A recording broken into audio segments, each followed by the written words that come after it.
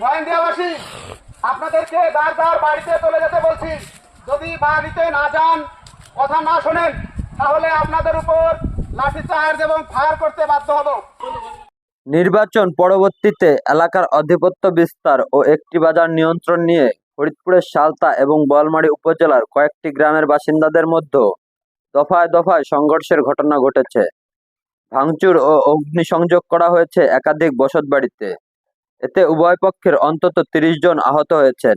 শনিবার সকাল ৮টা থেকে দুপুর ১২টা পর্যন্ত সালতা উপজেলার জগনন্দী ইউনিয়নের খাটদিয়া ও বোয়ালমারী উপজেলার পরমেশ্বরদী ইউনিয়নের ময়েনদিয়া এলাকাবাসীর মধ্যে এ সংঘর্ষের ঘটনা ঘটে। খবর পেয়ে সেনাবাহিনী ও পুলিশ সদস্যরা ঘটনাস্থলে পৌঁছে প্রায় ২ ঘন্টা চেষ্টার পর পরিস্থিতি নিয়ন্ত্রণে আনেন। স্থানীয় সূত্র জানায়, সালতা ও বোয়ালমারী উপজেলার সীমান্তে ময়েনদিয়া বাজারের অবস্থান।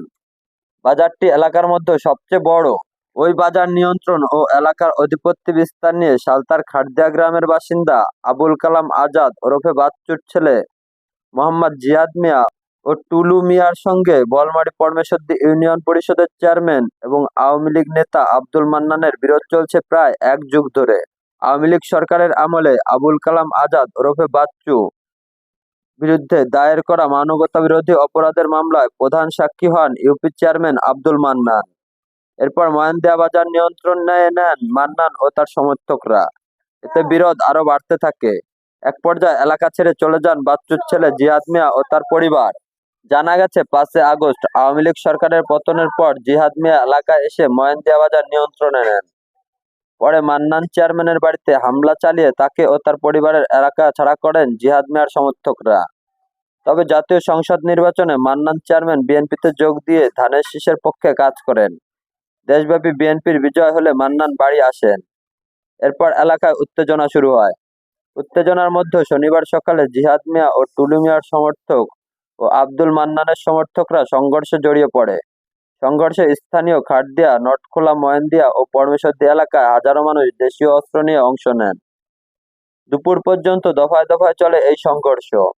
এ সময় অন্তত ১৫টি বসতঘর ভাঙচুর করা হয়। আগুন দিয়ে পুড়িয়ে দেওয়া হয় ২টি বাড়িও। এতে উভয় পক্ষের অন্তত ৩০ জন আহত হয়েছে। আহতদের মধ্যে কয়েকজন ফরিদপুর মেডিকেল কলেজ হাসপাতালে ভর্তি করা হয়েছে।